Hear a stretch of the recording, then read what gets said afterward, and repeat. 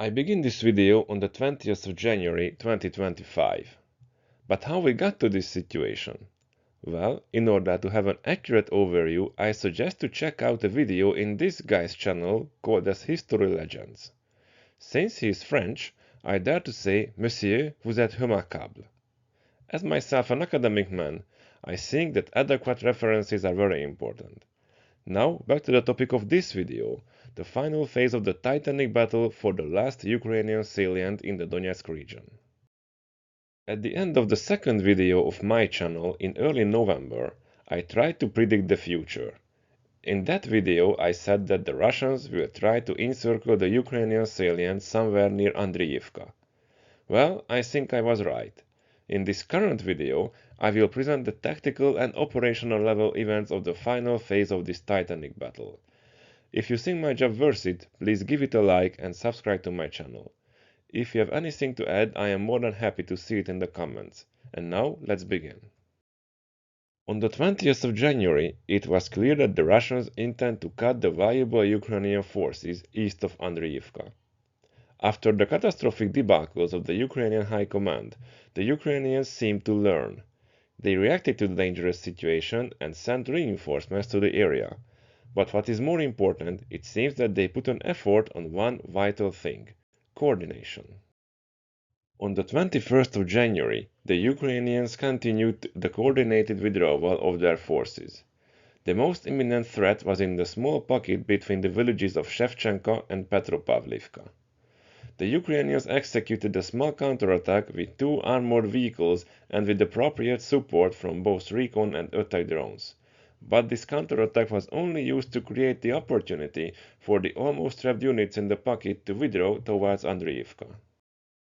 After this minor tactical success, the Russians retained the initiative. Throughout the whole 22nd and 23rd of January, the Russian 102nd Motorized Rifle Regiment sent one infantry assault group after another, and by the 23rd they managed to gain a foothold in the village of Dachny. This was an important achievement because in this area of operations, urban areas have the utmost importance. Villages like Petropavlivka, Shevchenko, Dachny and Zelenivka were the outer bastions, while Ulakly and Constantinople were the last bastions before Andreyivka. On the 24th, the Russians pushed on. They sent 2 assault platoons to advance in Dachny, and they sent a mechanized infantry platoon reinforced with 2 tanks towards Zelenivka along the Suhy-Yali river.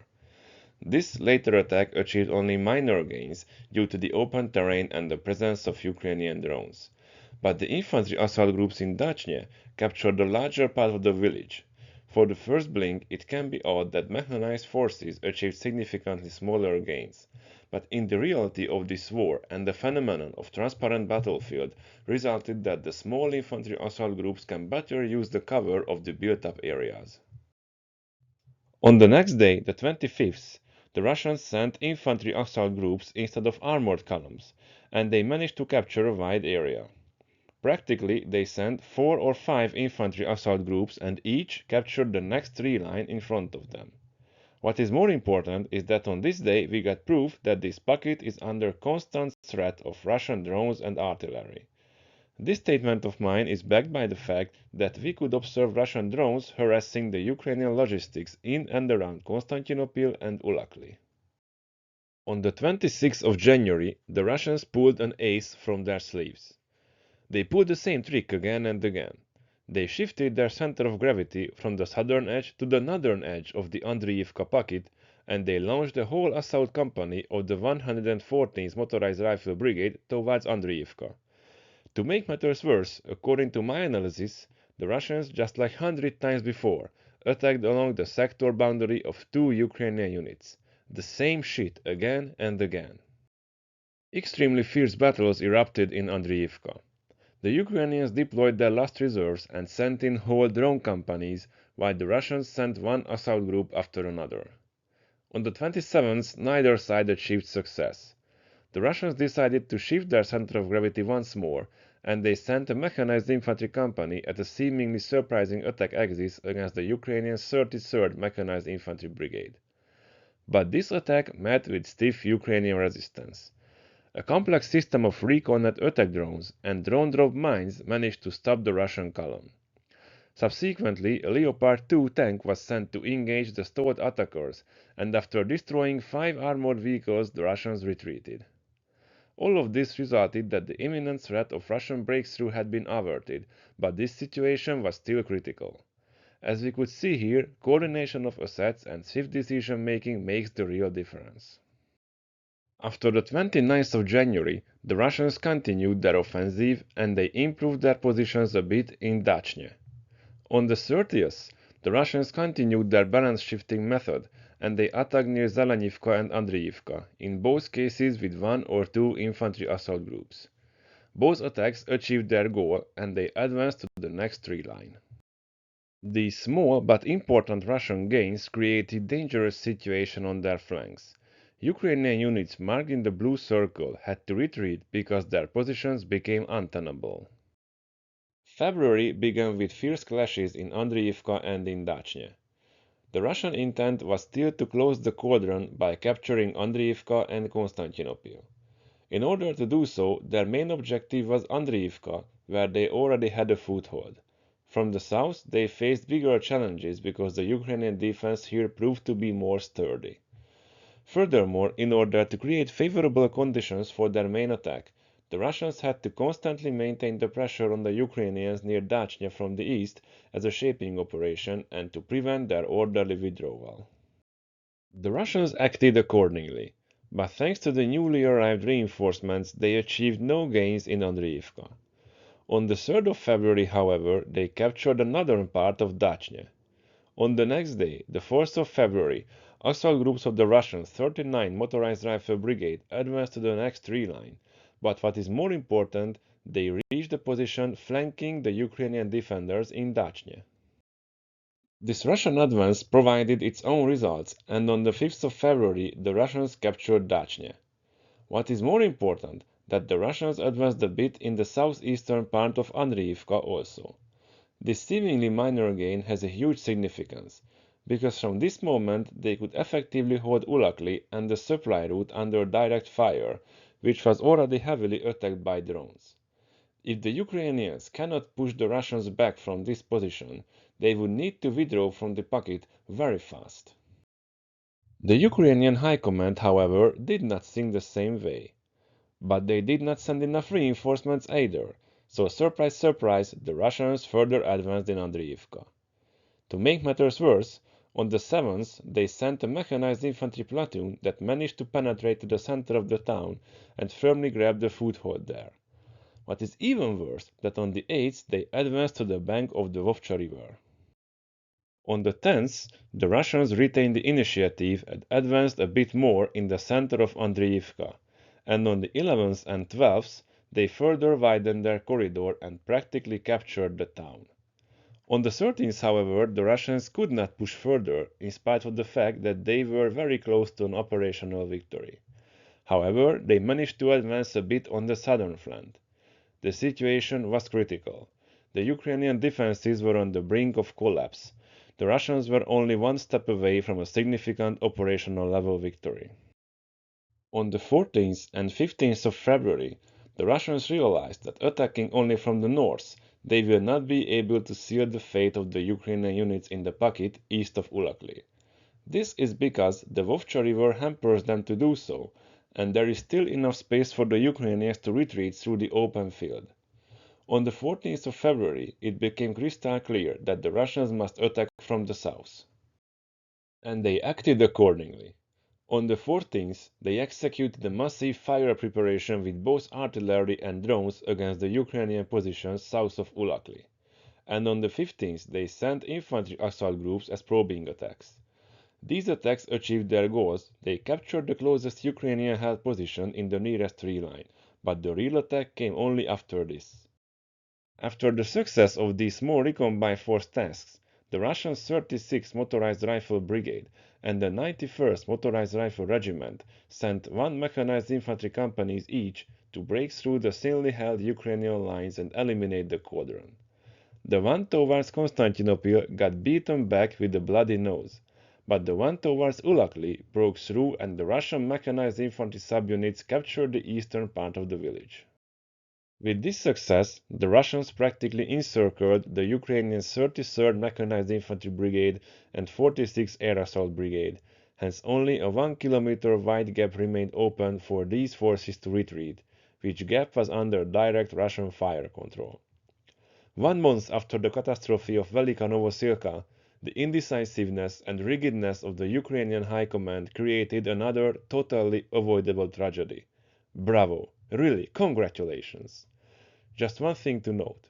On the map it seems that they are 2 brigades, but in the reality they had no larger combat-capable force than a battalion each.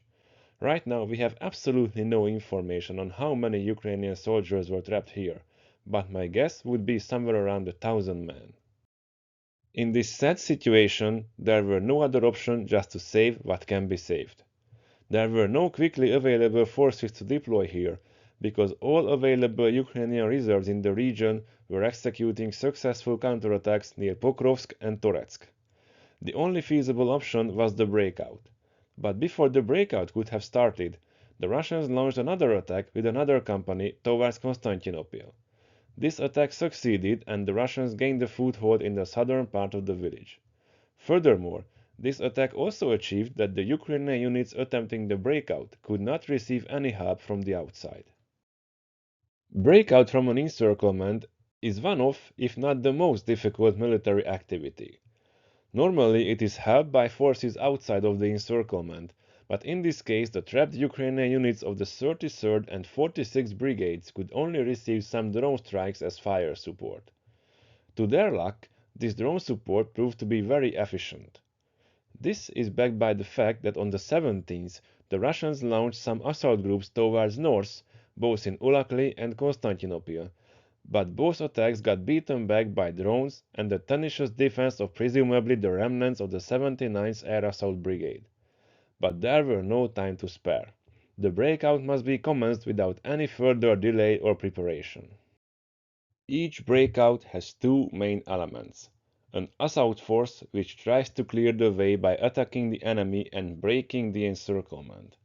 The other important element is the rear guard, which's task is to provide rear security and prevent the enemy to attack to the rear of the previously mentioned assault force. In this situation, the location of each Ukrainian unit determined their role.